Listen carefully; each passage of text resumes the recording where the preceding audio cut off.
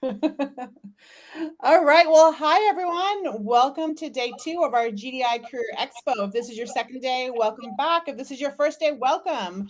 We've been having so much fun and have had so many people engage with us over yesterday. We're really excited to continue the conversation today. Again, if this is your first day with us, just real quick, GDI, we're a nonprofit organization focused on accessible and welcoming. Oh, hold on one second. I got to mute something. Sorry about that. We have a lot of technical fun here at GDI. Um, but again, big picture, so nonprofit organization focused on women and non-binary adults, accessible, affordable, and welcoming opportunities to learn software development. We do events like today focused around career because we've definitely found that as well as we've been learning and at this stuff, and so many of our community members are just some of the most talented people. We're still having trouble breaking that barrier to get into the workplace and getting the jobs that we want. We can get the jobs, but it's the jobs that we want. That's sort of the kicker.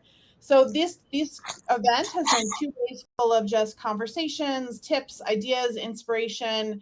I'm really excited about our conversation this morning with Jessica and Sara, talking about Sara's story in the field. And can't wait to hear about that. Before I jump in, just real quick housekeeping. 3 things. One, again, just reminding everyone, we do have a code of conduct here at GDI. We are together in the shared virtual space, and we want to make sure we respect each other's time and space. We have a code of conduct on our website. Feel free to check it out. If you ever feel like we haven't met our code of conduct or you ever don't feel comfortable, please let us know. We take this very seriously. 2, after this talk this morning, we are on our stage right now. When you navigate to the top bar of your screen, there's like a red maroony bar. If you hit agenda, you can see all of the workshops coming up, and you can just jump in those workshops, pop out, move in another one, but definitely explore those afterwards. There's some really great conversations in those yesterday. We did add one. We have added the folks yesterday from ServiceNow joined us, and they talked about their RISE program. We had that program manager coming on today for a 30-minute conversation just about those opportunities, and they're pretty fantastic. So I definitely encourage you. I think that's around 2:15 today, East Coast time. So definitely take a minute to check those out. And then 3, again, where we're all together, this virtual space, we get that everyone, and yesterday we're really thankful. We had some technical problems and people popping in, popping off. We had some speakers who are also caregivers at home. Thank you, everyone, for being so supportive. We love this community. We all come as we are, and wherever you're at, that's okay. And we love that you're here. So don't worry about that. And again, thank you for being so supportive to our speakers and our community. Okay, with that, I'm going to turn it over to Jessica, and I will let her introduce herself. But again, one of my all-time favorite people. Jessica's been around for GDI for a while. She was our Detroit chapter leader, but then has quickly become, as we move virtual, our program leader. She's been on our board for a while, gives us amazing advice, and has really helped driving us to some of the goals that we're up to these days. So she's also going to be doing a workshop later today. A little plug for that. So I'm going to turn it over and let you take it away, and I will fade off the screen and come back at the end. Awesome. Thank you. I'm excited. I'm excited. As Katie mentioned, my name is Jessica Vaughn. I am a leader with our organization. I love GDI so much. I actually joined GDI back when I was first starting my software development journey. And that's a long story that I can tell completely on another time. But, it has always been a core part of who I am, I think, and how I've developed in my career. So not just being a person that could learn, but also being a person that could help others learn, solidifying my knowledge, and then even going forward to, serving as a leader, because that is something that, I'm really passionate about. So it's kind of crazy because it's like, I think it's been, wow, it might be like 9 years since I've been with Girl Develop It. And even in that entire time, I've never had an opportunity to talk with Sara. And I'm really excited today, even on a personal note, just because this organization has helped me so much. And that's why I have literally like never left GDI in all this time. And so I think that it's really awesome if you haven't been able to, hear from a lot of us firsthand how much this organization has meant. It truly is life changing for me. And so I hope that today we can, learn a little bit more about you and your journey as well, and just kind of get into some of the elements of GDI that you think were helpful, initially in its founding, and maybe how some of that has transformed over time. So we kind of have about an hour or so to talk, but yeah, could you start off by just kind of letting everyone know who you are and, maybe what your role is today? Thanks, Jessica. You're not allowed to make me cry in the first 5 minutes of this. Sorry. I don't know how I'm going to do an hour. That's good. Thank you. So great to meet you. And it's so cool to be here. Yeah, so I've been doing this for 21 years now. It's really interesting to hear actually even Katie talk about the journey that folks are having right now, because I definitely had the journey in the beginning of my career. Maybe we could talk about that in a few, but I also went to a coding boot camp to start my career, and went through that time of really having to look hard for jobs that felt fulfilling or were the right jobs, and definitely had a few of the jobs that didn't feel that way. So I'd love to talk about that. Right now, I am an engineering leader at LinkedIn. I run our internal client-side infrastructure team, which supports LinkedIn.com and all the LinkedIn brand. And we're focused on JavaScript, and we're focused on scaling JavaScript at a huge property like LinkedIn. We support the developers at LinkedIn. LinkedIn has about 8,000 engineers, which is a huge team of engineers. And our jobs are to make the client-side engineering experience a positive one. So that's me, and great to be here. Thanks so much, and great to meet you, Jessica. And I love your background. It's so cool. Yeah, so I did also go into a coding boot camp. So originally, when I got started with the organization, I did go to school, and I was studying engineering at the time, but I was just having so many issues with just like the system outside of outside of class. It was just a nightmare.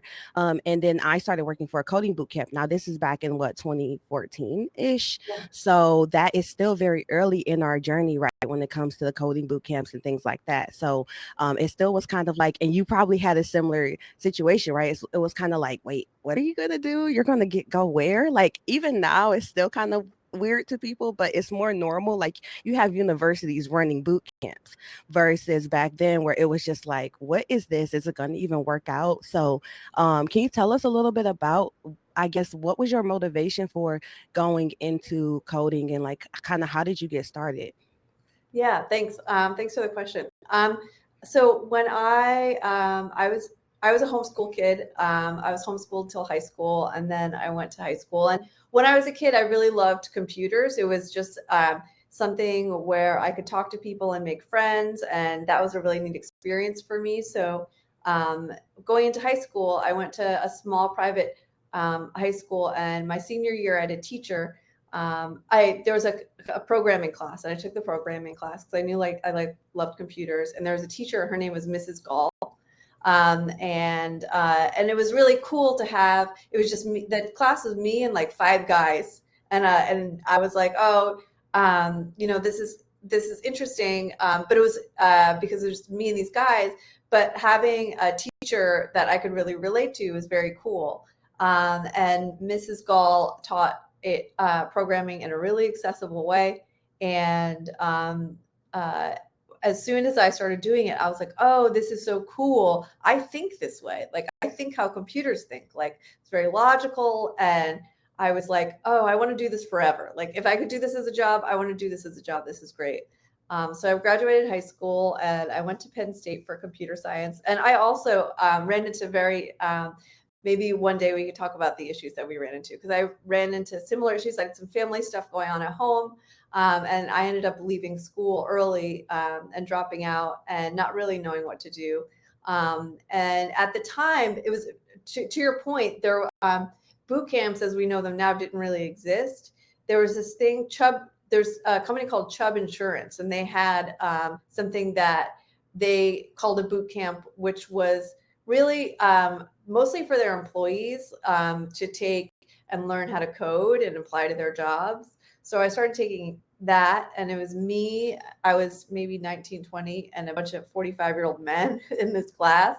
But we learned over 5 months, we learned HTML, CSS, JavaScript, Java, and a whole bunch of other things. And after that, I went into the job market. And at that time, it was 2001. And so the job market was, we were going through a recession, especially after 9/11. Things really, there wasn't a lot of open roles at the time. And my first role that I took was a friend of mine worked at a temp agency, and he got me a role as an executive assistant at a very small company in New Jersey. And I remember my second day, the woman that I was reporting to said to me, "Okay, Sarah, just so you know, we have to wear pantyhose every day." Wow. And I was like, oh my gosh, this is not for me. This is not the job for me. But I really didn't have any other options at the time. So I kept looking, I kept hustling. And the guy that got me the role through the temp agency was like, "You like computers, don't you? There's a company that needs someone to work at their help desk, help people that like can't print and stuff like that." And I was like, "Yes, that sounds great." And so that was kind of my foot in the door. And at that company, I was able to move over to application development. And from there, it became easier after I had, like that first job on my resume to say, okay, now it wasn't super easy, but it became easier. And then over time, of course, as you go in your career, it gets easier to get those roles. Yeah, I always encourage people of that idea. And I know for me, it made a big difference, right? You get that one blip on your resume, and now we have LinkedIn. You work at LinkedIn, which is, so funny too, but it's like now we have LinkedIn, right? So all we have to do is, I'm not going to say all we have to do, but I found that as soon as I had as soon as I had a job on my LinkedIn profile, then the recruiters, started to kind of pick up and things. But then I also found once I worked for a particular company or worked in I got into the big tech space. Cool. And so then that was the most alarming thing to me because I never experienced poaching before. Now I'm in Detroit. So I am, we have like the big three here as far as automotive and, it's still pretty traditional, a lot more on the physical engineering sides and things like that. So it was like, okay, I'm used to people reaching out to me. But then once I worked for a specific type of company, then it was like, now you got Google and Amazon and like Facebook, like breathing down your neck, like recruiters coming at you very aggressively. And that was kind of like a sign as well for me, I didn't even expect that at all. So it's very interesting how just being able to kind of showcase, okay, I can do it and show proof through some type of company. It makes a big, big difference. Yeah, that makes a ton of sense. And that sounds like a cool problem, but like also a problem. Like, whoa, everyone leave me alone. It was interesting. And I wish we had so much time to talk, but that did give me, more insight into how it can be. I would say when you're first going in, you might feel more like, the recruiters are like you're trying to get in contact with the recruiters and they're interviewing you, versus being in a situation where the recruiters are having a conversation with you to say, hey, what are you interested in, and trying to find you a match. And so I thought that was nice because it just showed that over time, you can go from that more transactional relationship of like, I'm trying to get my resume in the door, to having someone that actually can help you find a good fit. And that for me, that came over time as well, because I also had some unfulfilling situations within my job. And I remember getting let go from a company. Long story short, like all year you say I'm doing great, and then at the end of the year you're like, oh, actually you're not doing as great as we wanted you to be doing, and you let me go or whatever. But it was like a learning experience, right? So I got to a point where, okay, once you get a little bit of experience, you know what you like and what you don't like, and you know what you value. And so then you go into a new opportunity really trying to make sure that it's a good fit versus, just taking whatever is offered.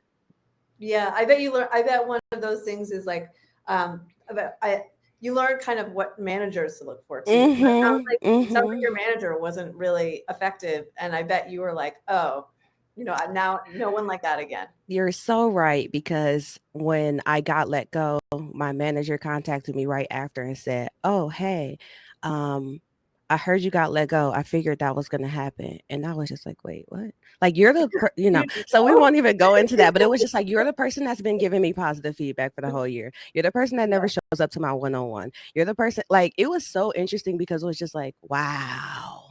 Yeah. Wow. I think I'd be the first person to know. Yeah, that's a lot. That's a lot. So, but yeah, I kind of wanted to circle back. It's like so many things we could talk about, but I was wondering, like, since we're talking about kind of the beginning of the journey, do you feel that it's more or less difficult now to jump in? Because I don't know, it's like we still have this model of self-teaching and boot camps and things. But then the technologies are different, right? Because we just learned like static HTML and CSS, and that like took you a long way in the beginning. And now it's like, I don't know anybody who's just hiring for those skills in particular. Usually, even with my bootcamp students, like they have to come out knowing the framework and like knowing it pretty well to be work comfortable in the space. So I don't know. How do you view that? That I don't know, the transition that we've experienced in the industry. Yeah, it's really interesting. And I don't know, I think about this all the time. If it's harder now, it's definitely not easier now. I can tell you that. But I always wonder if it's harder now than it was. And it's really hard to tell. I think because, it's like survivor bias, like, right? You're like, oh, I did it, just everyone can do it, and that's not necessarily true. You're looking at everyone has a different experience that they're coming from. I think a lot though about at how much the traditional education system doesn't make sense in a world like this, right? Where you go to school for like 15 years or whatever, and then it's like, okay, now I'm done learning and I'm going to go do the thing. But in our field, to your point, it's like there's always a new thing. You always have to be learning. And I remember talking to people, and I've talked to people in the past where they're like, I'm done. I don't want to learn another thing. Like this, I've learned all the things, that's enough.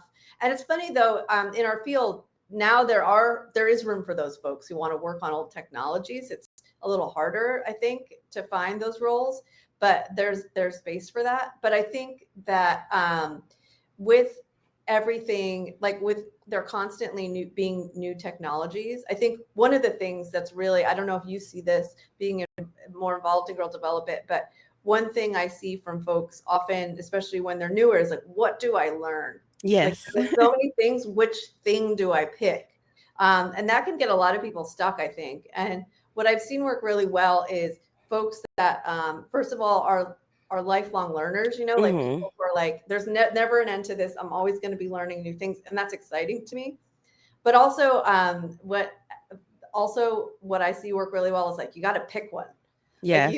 Like it might not be the right one, but like make an educated guess, like based on what you're hearing, and pick one and go. And then the next one's easier. And then the one after that is easier. And then in a few years, it's like, oh, there's a new one. Okay, that I can get that. But yeah, I see that a lot. I feel I agree with you. So when it comes to I've been running this series of podcasts lately, and it's kind of designed to think about it from the perspective of like, I am in a transition right now. So I'm moving from software engineer into machine learning, which is something I've wanted to do for probably about 5 or 6 years. But when I first started getting into ML, I still didn't feel that I had the foundation I was looking for in software yet. So I just felt like I was pulling myself in too many different directions. Usually the tech stack I'm working on at work is very different than what I need to do for machine learning, right? And so now that I'm at a point where I'm like, okay, this is absolutely where I, pivot. How can I apply the same knowledge and process that I applied when I first got into tech?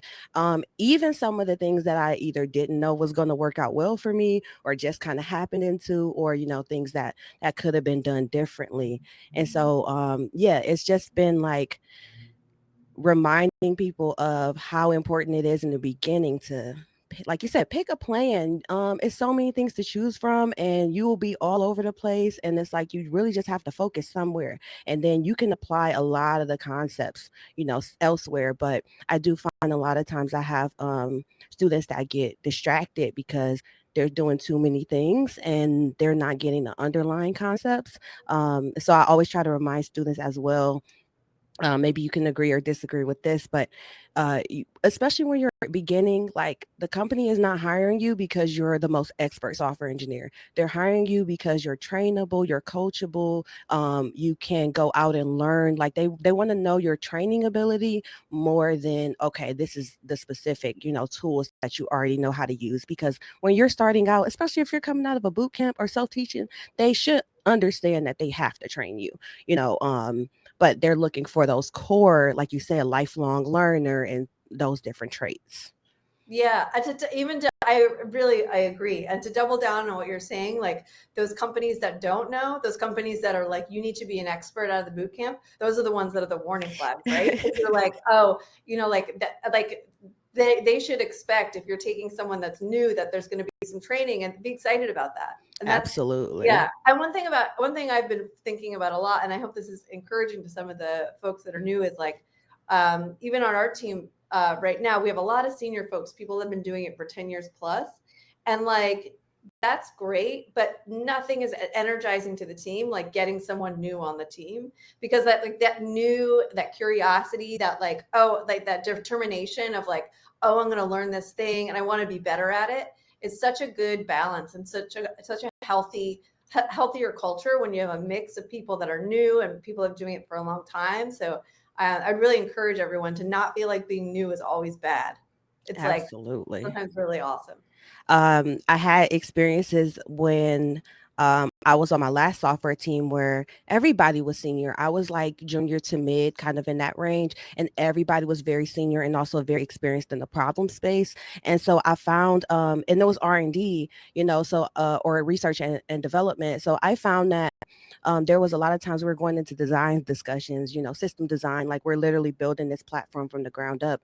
And I at first felt like hesitant to like speak up on thoughts that I had, because I'm like, oh well, everybody else is more experienced. But it was interesting to me because I just am naturally just like that person that's gonna say something, because I don't know, it's just a part of like who I am as a person. So sometimes I will speak up or ask questions, and then I found that in talking to my director, which was our engineering director, he actually gave me more of the feedback of like, I was the person that helped us not overcomplicate a lot of things.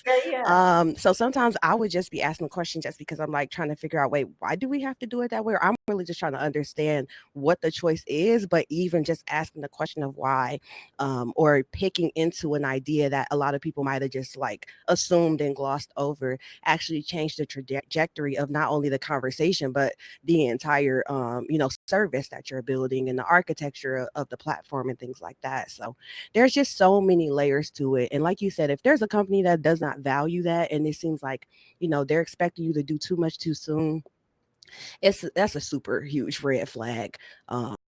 There's other opportunities out there. Yeah, that's great. Your podcast, are you talking about your machine learning journey in your podcast? I actually am live streaming my entire machine learning journey right now. I need to know all about that. I'm going to watch it. That's so great. And what a good way to learn, right? Like, I love that way of learning where you're like accountable now to strangers. Yeah, because that's good for me, right? Because I have a 1-year-old. He's turning one next month. I have so many things going on, and there's always life, So I know that accountability for me is knowing that people expect to see me, whether it's my, my close friend group or the live stream. And I have always liked to encourage folks from what it looks like behind the scenes, because you can maybe, you can speak on this, but when we're learning, especially if you live in this era where we could go on YouTube and watch tutorials and guides and things, or taking classes with Girl Develop It, taking boot camps, and you don't even realize like, we work so hard to make sure that the exercise is going to execute perfectly, especially if it's an edited video.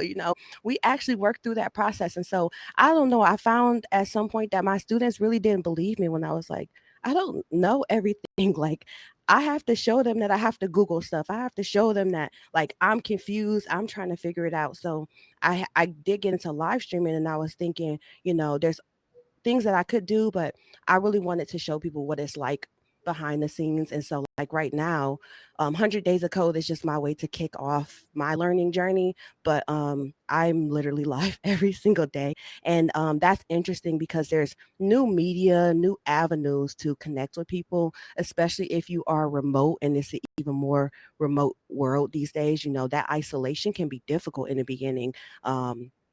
I always felt like Girl Develop It. We used to have, our chapters, and it was so important for people to just be able to come up and ask questions to people and get advice and get encouragement and things like that. Yeah. Yeah. That's really neat. That's really cool. One time I did the same thing. It was blogging. It was before live streaming, but it seems like a really effective way to hold yourself accountable, and learn. And it's really, I think the asking questions thing too, is the most, I think the most important part of organizations like Girl Develop It, and also being new to software, like getting comfortable asking questions. Like I always say, the most senior thing you can do as like a senior engineering thing, like when someone says a acronym or something, I've been doing this for 20 years. I'm like, what is that? I don't know what that is. Yes. Like, how does that work? And I'm asking that all the time is my job, because there's just so much coming in that I can't know everything. And so when you're new, I think that's the scariest thing. It's like being able to ask those questions. Yeah. And so as people get more comfortable, I think it's great to have that community to encourage you. It's really fun because if you don't follow like Twitch or something like that, there's like a live coding community. So you have people that are just working on their day to day. You have people that are teaching. You have people that are maybe working on side projects. And you have people that are just learning in public. And I know that can be overwhelming, but for me, it's the trade-off of the blog. And I said that was something I didn't do. I feel like I did poorly the first time around. Is I was teaching a lot, and I was well known in like the local community, but when I wanted to start speaking at conferences and things, and they're like, and especially like 2015 or ish, before most people started having like dedicated YouTube channels and stuff like that, I was just like, okay, I want to apply to this talk. And then they're like, okay, can you show us a talk that you have done before? And Oh, I'm that's like, always weird. Yeah. who Yeah. records those? Like, am I supposed to have somebody record me at every meetup that I do? Like, this part of the journey has been not just the technical side, but also what are the small soft skills? What are the career development opportunities that you have going along? Because you can be surprised, like, when I was trying to get a job in the beginning, people started to reach out to me whenever they saw that I was a meetup organizer and I led a tech group, even though it had nothing to do with like what my coding skills were. It was a way to stand out. Yeah. Like you have, like, there's something you've done successfully organizationally. Mm-hmm. Yeah. There's all, and even, I think that's a big one. I've also heard, like people that do some open source, or even just like open source docs. Like that's another good one that people can point to say on their resume, to say, this isn't like a full-time coding job, but this is something to prove that I can do this. I'm good at this. Yeah. So, what about open source? Because we did a open source event in March, and the goal was, hey, let's see if we can do what I feel personally that we do best in Girl Develop It, which is give people their first in tech, right? So we wanted to be able to help people try to get their first open source contributions. So we did a series where we did like some GitHub workshops, and then we partnered with Lasagna Love. That looks cool. Yes. So we partner with them, and they are redeveloping their platform in the open source model. So we want to encourage people, and we know that the participation with women is so low amongst open source, and there's so many different reasons for that. But do you have general thoughts about like what is it like for somebody to get into open source, trying to highlight, experience? Yeah, one thing I think getting into open source can be hard. I always say it's like sometimes it feels like, and I don't know if it's the same, but this is how it felt for me early on. It felt like looking into a coliseum of men yelling at each other.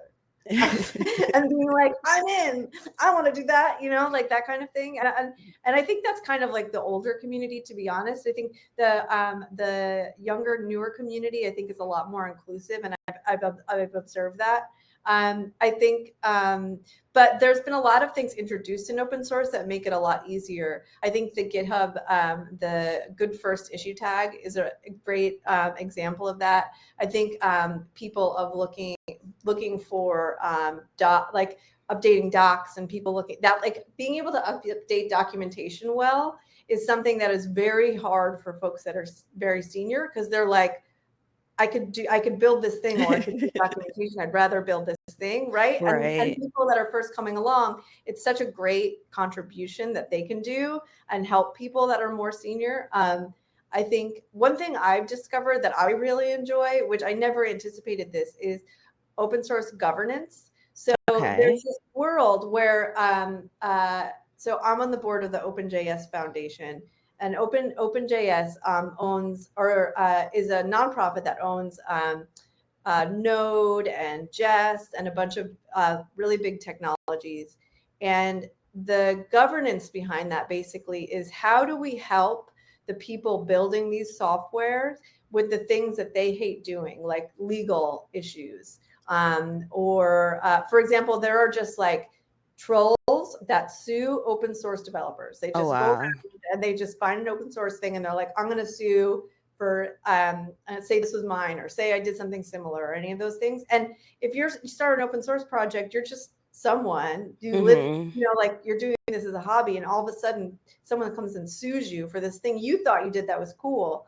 And the governance side of that is like people volunteering their time to help support things like legal issues or marketing, or even code of conduct. Like, we spend a lot of our times talking about how to best support open source contributors and make sure that they're in a safe environment, and protected.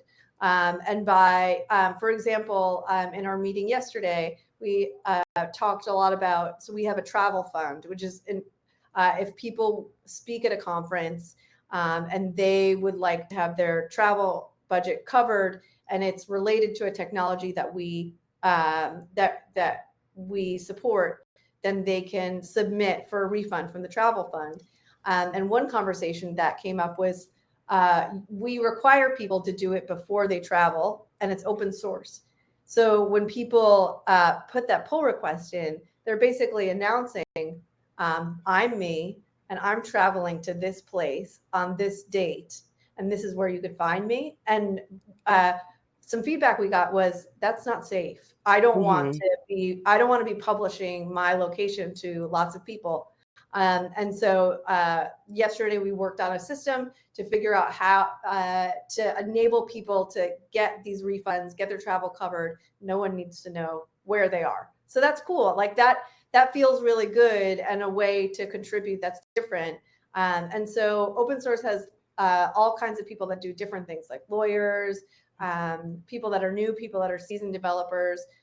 It's a cool experience, and it's definitely, I mean, what you're doing is open source, right? Like, you're live streaming your journey in machine learning, which is the definition of open source, is like learning in public. So I think it's a very cool environment, and it's very unique to our field too. Lastly, like lawyers and doctors and other people, they don't do stuff like that. They do proprietary stuff, like what they do is in private. And it's really cool that in our field we can do our learning in public. Yeah, and it be encouraged and supported, and even actually helps further the development of everyone overall, right? Like, if you think about a good open source project, I mean, most of the languages we all use to write our software is open source. A lot of the very popular tools that we use are all open source as well. And for me, when I was first getting into it, I found that it was just the technical side that was overwhelming, because I was pretty new to coding when I first did my when I did my first contribution. It was just like, hey, contribute to open source, it's going to be great.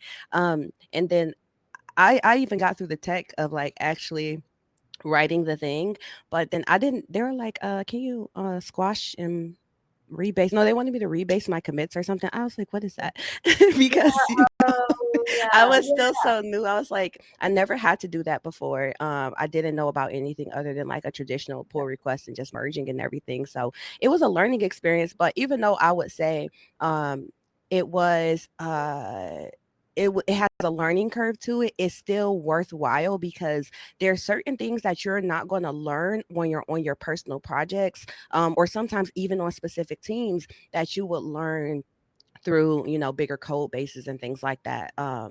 So what we were trying to do with this experience overall, and what Project Ricotta is really centered around, is just the idea that regardless of where you are in your learning journey, that you can have a meaningful experience and to contribute into open source. And so it's amazing because the folks that are running the project have that in mind, right? So they're thinking about how overwhelming it is when you first open a big code base and you don't have another engineer that worked on it sitting next to you to actually walk you through that process. And so how we can do that,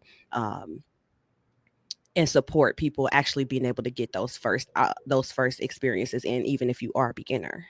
That's great. That's really needed, because I know, I can't tell you how many times I've done that exact thing you're talking about, of take that huge code base and be like, I want to contribute, and then being like, oh my God, how? Like, what?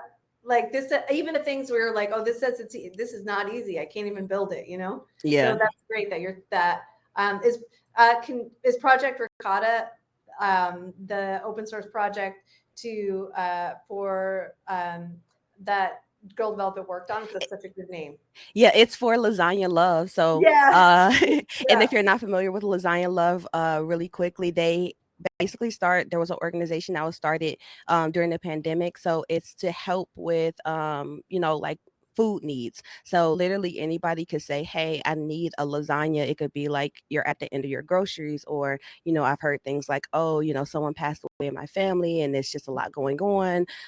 Or you know, maybe it's just been a hard week and you're like, please, if I could just have like my dinner prepared, that would, you know, free me up. So they anyone can go on and request a lasagna, and then volunteers that are local to those individuals will actually literally make a lasagna and drop it off to them. So yeah, the whole goal was like in going into that open source model, really thinking about how it can support the community across the board, and even be like, you know, a first opportunity for folks to actually build out their technical skills. And so you have Lasagna Love, the actual organization, and then Project Ricotta is right now Project Ricotta is actually serving as the front end to their new web application. Cool. That's great. I'll have to check it out after this. Yeah, so they partnered up with us, and we were able to do you know, a hackathon to help kick that off. And I just thought, you know, it really is core to who we are as an organization now, right? So I did wonder if you could just talk a little bit about what was the vision that you had for GDI when you were first founding it, and um how do you feel like the organization has molded over the years? Are we still like in the same realm, or have things changed? Yeah, that's such a good question. So GDI started when my friend, one thing that happens, I don't know if this has happened to you, is when earlier in my career, when I would meet a developer and he knew another female developer, he would be like, oh, you guys should meet. Right, like you'll be friends. And sometimes it's like, okay, maybe we'll be friends, but Right. but that it actually worked out at that time. A friend of and I met my friend Vanessa, and we talked about our classes, our computer science classes. And I bet this is something that is familiar to folks, the feeling of like, we didn't want to ask questions because we were some of the only women in our class, or maybe often the only one. And we didn't want, there's like an XKCD comic like this that's like, we didn't want people to think, oh, she should know that. Oh, women are bad at coding. Like they're just dumb. Like what a dumb thing she didn't know. You know, it's like you don't have that when you're a person in a room that looks different than everyone else, you don't have that like camouflage to be able to like blend in and not really have and you don't really have the space. Often you feel, and other people can do things that make you feel like you can't make a mistake. And so we really wanted to create a space where people could just ask dumb questions or what they thought was dumb questions as much as they wanted to. And we didn't know how it would go. We scheduled one HTML CSS class and it sold out overnight. And we were like crazy. Like we thought we'd have to convince people to go. And in the beginning, I taught all the classes. And I think Girl Development has really evolved beyond what we could do. And it's so cool to see. I mean, even talking about who we serve and what leadership looks like, like we represented a really specific type of person, right? Like we were two white women that grew up in the suburbs of somewhere, right? And so when we came from our perspective, and now there's so many different people from so many different perspectives that are part of Girl Development, that are helping it to grow in a direction that can serve them. And I think that's so cool to see. Like, it's really neat to be able to, start something and then have people that you respect take it and run with it. It's really awesome. So it's a privilege to be here today. It's a privilege to talk to you and to the folks here. It's awesome to see how much Girl Development has grown.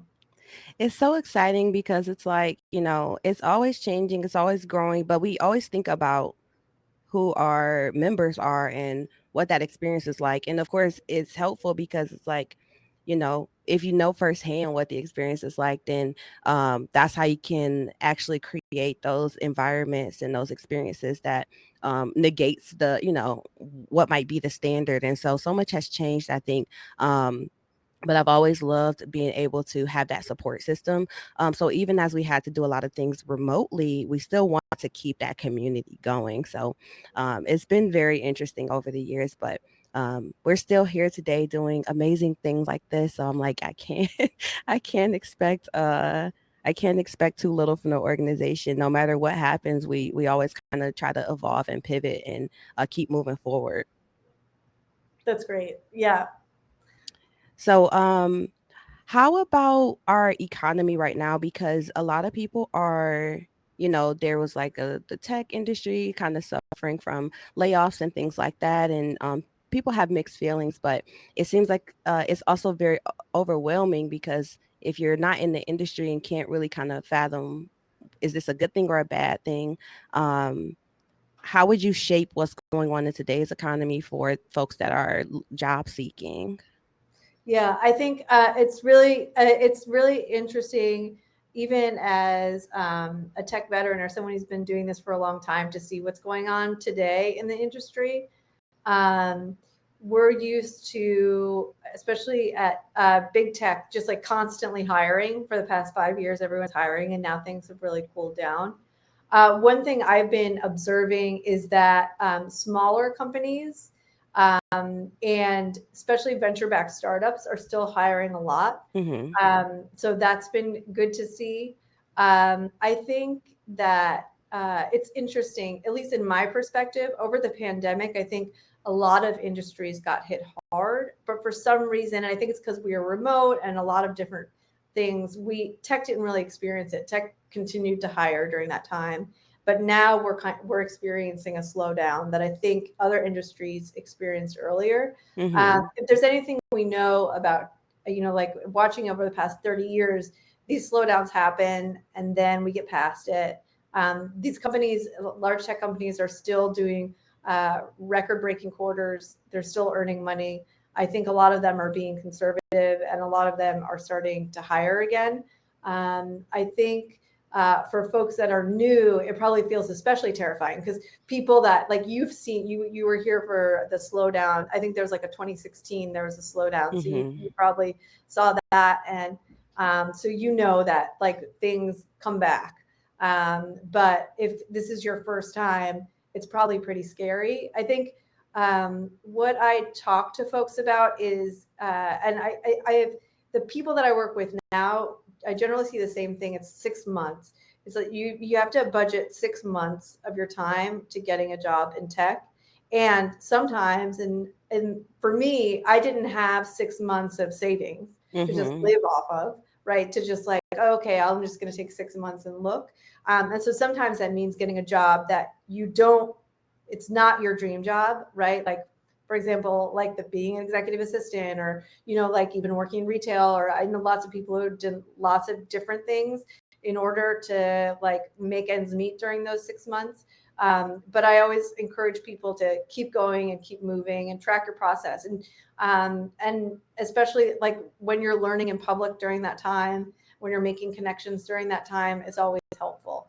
Yeah, it's a game changer, honestly, because the social capital side of it is something that I underestimated in the beginning, like thinking, oh, I can just like put my submit to jobs and then I'll just get hired, versus finding referrals, or understanding even how referral process works in a lot of tech companies, or like you said, a lot of times people were I got I got a lot of I don't know what the word is I want to use, like exposure early on, because I was a meetup organizer. I was very active in my community, in the tech community.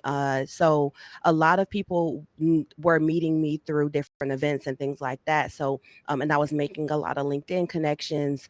And then like some people go the blog route, but I was teaching and speaking at different events and things, and now I do like live streaming. So I just try to think about those other ways, because yes, you can know how to code, but at the end of the day, sometimes being able to have the hiring manager see your resume directly versus being in the initial pool. Like I know one company I worked at, if you were referred, you didn't go through the initial scan that we did of resumes, when we only get like literally maybe 30 seconds to decide if we should move you forward or not. Your resume went straight to the hiring manager. So you automatically at least got that first conversation, so there was just different things that helps boost you when you're going through that phase. And even if you're graduating from a computer science program, like people don't come out, just go automatically into jobs. It's a process. So I don't know if we talk about that enough.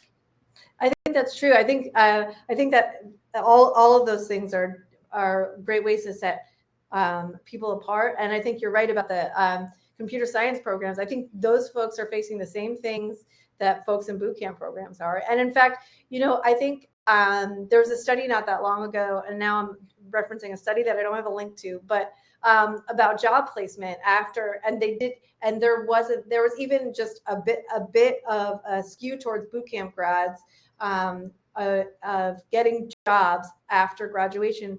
And I think a lot of this has to do with the fact that a lot of boot camps have really active placement programs. And I'm seeing them, and I don't know if you've seen this too, it's just anecdotal. I've observed some boot camps moving away from that. And that's so disappointing to me, because I think that's something that's really excellent about boot camps, is because colleges, they have that office you can like go to with someone that doesn't really care, right? Like, and it's not specialized in your particular discipline at all necessarily. Exactly. Yeah, exactly. And so I think both computer science grads and bootcamp grads, they see the same job market. So I think doing things like you talked about to set yourself apart. And then on LinkedIn, they always tell us the referrals, like refer, even if you're coming from a different field, like teaching or something else you've done, when you have those recommendations on LinkedIn, it's really helpful. When you have fully filled out profile and your job history is detailed, I think that helps sets a lot of people apart in the market. And if anyone in the crowd finds a role at LinkedIn, they're looking for a referral, hit me up on LinkedIn. I'm always happy to do it. Awesome. I'm trying to figure out how many more minutes we have, but I guess there is one question that a lot of people have on their mind, and it's very interesting to me, of how AI is or is not contributing to like the job market and things like that. And I would definitely start off by saying I am of the mindset that because I study it and I've even been familiar with it over the past few years, there's a lot of misconceptions about how AI works, what the technology is. And so I've really been like on this this bandwagon of like software engineers need to understand what machine learning is, even if we don't actually, go into the deeper layers, just because you know, it just so happens that AI is booming right now while the industry is going down. So people are like, hey, are we like, is AI taking jobs, and how does that even work? So that there's been like a lot of shock there as well. Yeah, I totally agree with you that especially and understanding machine learning is so important, especially when it comes to ethics, right? Whenever there's a new field like this in tech, like one thing that often happens is that it's really important to have more people understanding how these things work so we can make ethical decisions on when this industry grows, right? Because with stuff with AI, the last jobs I'm worried about are programmer jobs, right? There's going to be programmer jobs, especially people that have AI experience, like forever. But thinking about how the decisions we make with AI affect people in roles that have nothing to do with technology, I think is super important. I do see a lot of things going in that direction, even internally at Microsoft and LinkedIn. Those roles are just starting to open. Mm-hmm. So, and I think this is one place where you can have a really big jump on someone that has even 20 years of experience, right? Like your time working in ML, you have a lot of experience already, but that time you're spending is really making you a lot more relevant in today's industry. And even for folks that are new, if you have an understanding of how machine learning works, if you have an understanding of AI, that really sets you apart from people, even with some experience not in those things. So I think this is a really big opportunity for folks that are newer to the field to get in on something that is becoming more and more relevant really quickly. I agree. I know that when it was about 2017 or 2018 when I first started getting interested, and myself and a co-founder that I work with, who's a much more experienced software engineer and like entrepreneur. So I also learned a lot from him. He was like, we should start this organization, and we started something called TrainX.ai, and we were basically trying to get folks to understand like, hey, this is an emerging technology. You want to start learning what's going on, as opposed to everybody is learning web development and software development like through their boot camps and things, and it's like, that's fine, but we're talking about the things that we know people are preparing themselves for right now, for those technologies to come into more mass use, mass adoption, and things like that. So now it's so interesting because like 4 or 5 years later, and then ChatGPT came out, and it was just like, wait, what is AI? Oh, yeah. Oh, like yeah. So it sounds like you picked the right thing. The other buckets, I feel like there's some buckets, right? You got Web3, which is it had a surge, and so Web3 and crypto took over at the time. Yeah. Most people were choosing that route over learning about AI and machine learning. I think all of them are emerging technologies overall. So I chose to stay in the AI lane. But then, you got the Web3 and blockchain realm, and you also have like more cybersecurity realm. I don't know if you have other areas you think could be like big opportunities for women, especially in like the next decade, beyond just the traditional software development. No, I think you've got it. I think AI and ML is where I would point everyone right now, because it's not like it's something that's brand new technology, came out of nowhere, no one's ever heard of it. To your point, like it's been around, and now it's just with new technologies and new ideas being introduced, it's getting a lot bigger. And I think that's going to continue for a while. If there's anything we know about these trends, is they last a good like 5-7 years. And this one isn't going anywhere. So if you start now, it's not too late. Yeah, it's really still early. It's really still early. And the tooling has come a long way in the last 5 years. So I won't go off on a tangent on that because I could talk about it all day long. But I've just been even though I haven't been able to dedicate full time to it until more recently, I've still always given talks every year and done presentations and tried to encourage software engineers to understand machine learning from a tooling perspective, because there is the level of, you know, approaching it as you approach any other framework that you use, or as you approach any other, you know, particular language that you use, right? You have libraries and tools and for things that you do not know how to implement off the top of your head. Yeah. And that's really what we have in that space right now. And it's even gone so much further because now we can actually work more with custom training models versus when I first started, it was more just like, this makes it a little bit easy for you to to build some code that's going to train without really understanding, you know, the nitty gritty details. So yeah. It's so cool. Katie is back. Hi, Are we that out was of time? amazing. Yeah, you're right up on it. Yeah, I feel like we should do like an AMA or something like that. I know. We definitely want to broadcast this on your podcast. It's a great conversation, and folks are really kind of loving it. If you can follow the chat, but folks are really thankful. You covered so many parts of the spectrum. I really appreciate that, especially about what we should be learning and the boot camp perspective. I mean, just really, really helpful. Thank you so much. Yes. Last question, a little bit. Someone came in about any AI Discord communities or any places people should that, you know, maybe your top 3 go-to places for each of you. I like huggingface.co right now. Is it huggingface.co or huggingface.com? Hugging Face, literally like the emoji hugging face. And PyTorch, fast.ai. That's the those are like the 3 I would say if I just had to pick 3 off the top of my head, where you can learn about training. You can also learn about AI itself and then use some different tools. So yeah, there's so many though. Yeah, I'm gonna check out Hugging Face. I'm not in any AI Discords, but now I will be.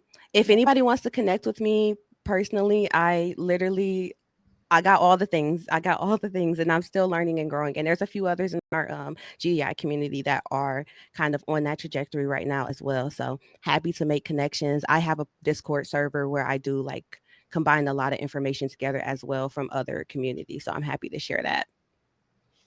Cool. And Sara, can folks connect with you on LinkedIn? Is that the best way? Absolutely. Yeah. Connect with me on LinkedIn. And like I said, if you see any roles or you want a referral or anything like that, please feel free. Amazing. Thank you both so much. I know everyone's like, no, don't land this, let it go. So maybe we'll do it again. I love this. It's such a great conversation. We have Corrine Stewart, who is an amazing instructor here at GDI, is doing a resume class, which may not be the most fun part of the job search, but she does a great job of helping you quickly get updated. And then Jessica will be back at 2:00 East Coast time to do leveraging Git and GitHub to build your portfolio, which is a huge question we get all the time. So if you want more of Jessica, you can see her at 2:00 East Coast time. 2:15, we have our Rise program manager coming, so you can learn more about those opportunities. And then 2:30, we have a really cool conversation about networking virtually. Definitely recommend you check that out. Kind of that theme here too. You know, Jessica, you talked about social capital and how important that was. That's a big part of you got to get networking on LinkedIn. You got to get networking virtually. And then our last session at 3:00 is technical interviewing with Jessica, who was here yesterday. And this is a passion of hers. So if you got a chance to meet Jessica yesterday, you definitely want to check that out. If you didn't, come and see that one. She's amazing. And that's going to be a great talk. All right, that is it for this stage. We'll close up here, head over to the navigate from the agenda over to the workshops, and we'll see you all in the workshops. Thank you again, guys. So good to see you both. Yes, thank you. Thank you.